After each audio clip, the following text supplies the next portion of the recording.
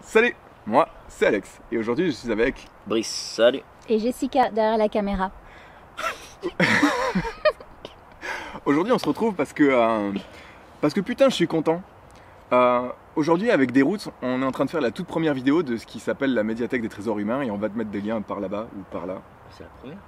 Ouais, c'est la toute première. Je suis honoré, mais je savais pas en fait. Bah ouais, mais je suis content, je suis vraiment content. Moi aussi. Et je crois que je vais dire que... Hein. Ok. Comme tu peux le voir, on est du genre sérieux et on est du genre rigoureux. Ouais, c'est pas la première prise du tout. Voilà. Donc du coup, en fait, on est en train de faire cette vidéo-là parce que pour nous, il est important que tu saches, tout simplement, qu'il y a plein de gens à travers le monde qui font des choses qui sont juste trop cool. Et aujourd'hui, on a Brice qui est là pour me rappeler que j'ai des tout petits bras. Mais aussi parce qu'il a une histoire complètement singulière et qui mérite d'être partagée avec un message juste carrément dingue. Et on y viendra un petit peu plus tard. Et là, je vais faire un truc pas cool parce que je vais poser une question à Brice qui va le mettre mal à l'aise. Mais c'est quoi ton message? Ah, mais d'entrée. Non, je rigole. Vas-y, parle-nous un petit peu de ton histoire, en fait, tout simplement. Pour commencer, j'ai 30 ans. Ouais. Aujourd'hui, je suis en reconversion pro depuis 2 ans dans le transport et la logistique. Je n'avais pas le bac. J'ai eu le bac l'année dernière. Là, je suis en BTS. J'ai repris mes études après 10 ans d'arrêt d'études. J'ai commencé à travailler quand j'avais 17 ans, je crois. Et Allez, le moustique. Pardon. ça, c'est cadeau. Et ça, c'est qu'une petite partie, on va dire, de ce qui m'est arrivé dans le sens où j'ai eu la malchance, mais peut-être aussi au fond une chance, de naître avec une maladie qui s'appelle hypochondroplasie. Ça touche plus de personnes qu'on ne le croit, parce que c'est une personne sur 30 000, je crois, c'est quelque chose comme ça, donc on ne se rend pas compte, mais il y a beaucoup de gens qui sont atteints, mais à un différent degré, si vous voulez. Et en fait, je mesure 1m50. C'est une maladie qui s'apparente au nanisme, qui n'en est pas, mais qui s'apparente. C'est-à-dire que je suis un homme, je suis proportionné, mais je fais 1m50. Enfin, t'as des bras qui sont quand même vachement plus gros que les miens. Hein. Je suis obligé de le répéter parce que ça m'énerve quelque part. C'est le travail, c'est le travail. C'est vrai. Ton histoire me touche de ouf, mec. Elle me touche de ouf parce que j'ai moi-même une différence et que j'ai eu du mal à la vivre, mais je l'ai vécu quand même beaucoup plus tard, à un âge où c'était un peu plus facile pour moi de la gérer. Et toi, t'as une différence qui s'est marquée, enfin, depuis toujours. Quoi. Très tôt, ouais. Ouais. 6 ans, vers l'âge de 6 ans, c'est là où ça a commencé à... Voilà. Et t'as dû passer par des épreuves enfin, quand t'es gamin, t'es pas prêt à ça en fait. Non, franchement, non. Dès le début, tu comprends pas trop en fait ce qui arrive. Et ça va des petites insultes comme petit Suisse. Et c'est vrai que tu te rends pas compte de tout ça en fait. Et tu comprends pas ce qui arrive dans le sens où tu es enfant et tu as cette innocence. Et tu comprends pas tout de suite que tu es différent. C'est les gens qui vont te faire comprendre que tu es différent. Et quand tu es gamin et que tu te rends pas compte de ça, c'est compliqué, ouais. Vraiment compliqué. Tu vois, c'est amusant parce que tu me dis, on te fait remarquer que t'es différent, etc. Et c'est un poids quand t'es gamin. Même quand t'es adulte, jeune adulte, tout ça, c'est un poids parce qu'il y a un moment donné où on te dit... Enfin, tu vois ta différence comme une faiblesse parce que les gens te renvoient ça ou plutôt tu vises le regard des gens comme ça en fait.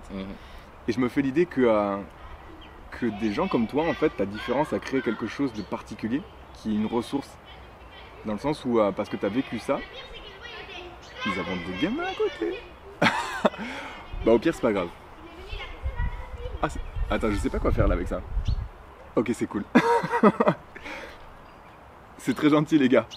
Merci, on est en train de faire une gentil. petite vidéo. Donc du coup, on a des enfants qui viennent de passer à côté et c'est juste trop cool parce qu'ils ont vu qu'on était en train de faire une vidéo et qu'ils sont juste trop discrets. Merci beaucoup les gars. Merci beaucoup. Bon après-midi à vous. Et du coup, ouais, j'étais en train de dire que cette différence, on la vit comme quelque chose qui nous sépare des autres.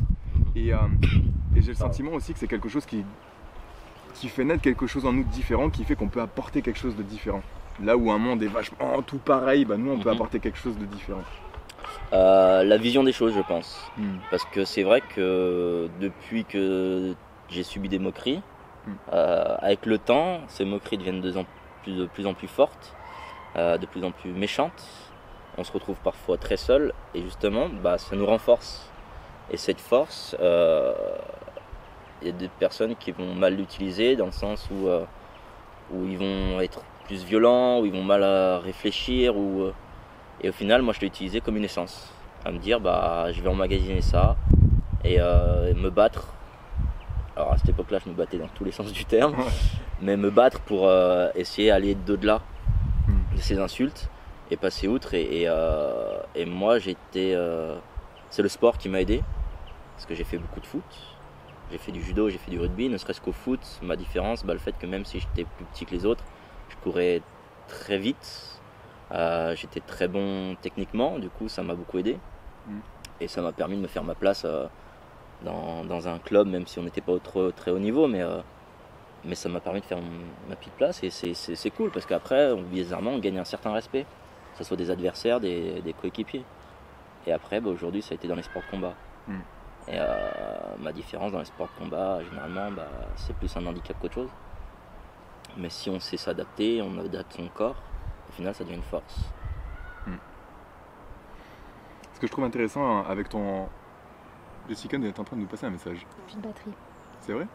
On a eu un petit souci technique parce qu'on est pro et qu'on n'avait pas mis la bonne batterie dans la caméra. Du coup la caméra s'est éteinte. Tout va bien. Tu étais en train de nous parler de cet aspect de la violence et justement c'est un aspect que je trouve très intéressant chez toi.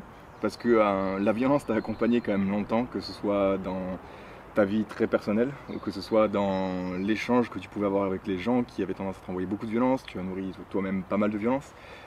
Est-ce que tu peux parler un petit peu de ça là et de comment tu as appris à la juguler? Au final, c'est devenu surtout avec les sports de combat, à me dire que oui, c'est important de savoir se défendre dans la vie. Et quand on est jeune, on a plus tendance à vouloir taper et réfléchir après. Mais avec le temps, savoir se battre, surtout avec ma maladie, on se dit que oui, des fois, distribuer des baffes plus que des mots, ça fait du bien. Parce que certaines personnes ne comprennent pas les mots, hélas. Mais la violence, en dehors des rings, comme j'ai pu le vivre aujourd'hui, et au fur et à mesure de mon avancée dans les sports de combat, c'est animal et ça n'apporte pas vraiment la réponse. Et au final, c'est pas utile. Donc oui, toujours une petite baffe, ça pourrait toujours faire du bien à soi et aux autres, à la personne qui la reçoit, bien sûr, on va pas se mentir. Mais si je peux éviter d'en arriver là, c'est mieux, parce que je préfère me battre sur des rings ou au jiu-jitsu, en kimono sur les tatamis, que dans la rue, parce que dans la rue, ça reflète quelque chose que tu n'es pas, forcément. Et une partie de la violence que tu ne souhaites pas montrer aux gens. Ouais. Et du coup, cette violence, elle est mieux que ça reste limite verbale, dans le sens à utiliser les bons mots, les mots qui vont toucher mais qui vont faire réfléchir. Il y a un truc que j'affectionne aussi dans ton parcours, c'est cette intention que tu as de sensibiliser aussi les projets que tu as à long terme pour passer ton message. C'est vrai que ça fait un moment que ça me trotte dans la tête, mais avec la reprise d'études, je me suis pas trop investi dedans. Je m'investirai plus dedans à la fin de mes études. Mais et c'est là où je suis content de vous avoir rencontré, de t'avoir rencontré depuis bientôt 1 an, je crois, je sais même plus. Que tu m'as parlé de certains des projets qui m'ont intéressé, que je réfléchissais depuis un petit moment, c'est faire partir d'associations qui puissent intervenir dans les collèges ou lycées, ou même des personnes qui sont touchées par des maladies ou autres, et qui, par exemple que ce soit dans les collèges, par rapport au harcèlement. Il y a encore quelques mois de ça, j'ai lu un article comme quoi un enfant de 10 ans qui se faisait harceler a mis fin à un séjour. Je trouve pas ça normal. À 10 ans, tu n'as pas à penser à ça. Tu es innocent, tu es un enfant, tu n'as rien vécu, donc tu as tout à vivre. Et en arriver là, c'est grave. Et plus le temps passe, plus il y a de harcèlement, plus il y a de gosses qui se mettent en retrait et qui viennent à penser ou à agir sur des actes qui mettent fin à leur jour. Et je trouve ça triste.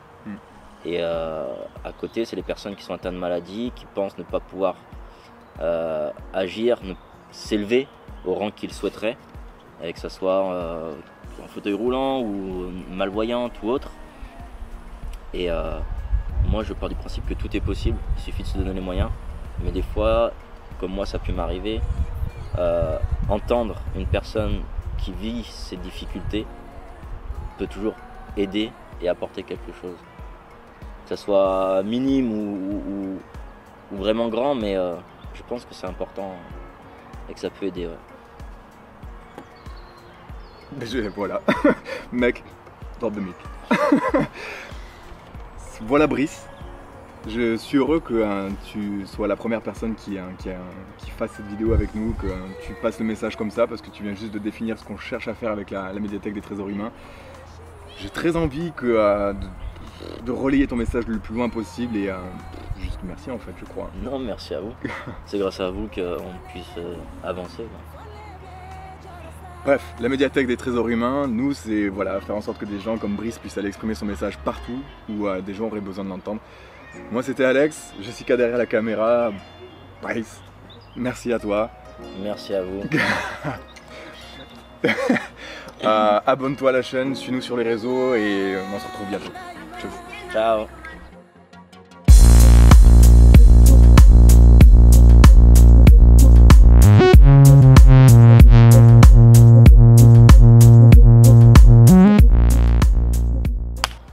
Le pire c'est que c'est pas grand chose hein, mais j'ai l'impression qu'on n'est jamais préparé à ça. Hein. Non mais surtout que quand une fois qu'on sera... J'ai envie de le coiffer. Une fois qu'on sera lancé, on aura complètement oublié, c'est juste qu'il faut se lancer en fait. Eh oui. Ok. Ok. T'es prêt toi là? Ouais. Ok. Attends, en fait il suffit juste de dire salut, moi c'est Alex et aujourd'hui je suis avec... Brice, salut. Et Jess derrière la caméra. J'ai failli faire la blague, je la ferai pas. Je l'accroche. Salut, moi c'est Alex et aujourd'hui je suis avec... Brice. Comment tu dis? Je vais l'enlever, je sais pas pourquoi je l'avais encore en fait. Je suis désolé. Je sais pas pourquoi je l'avais encore.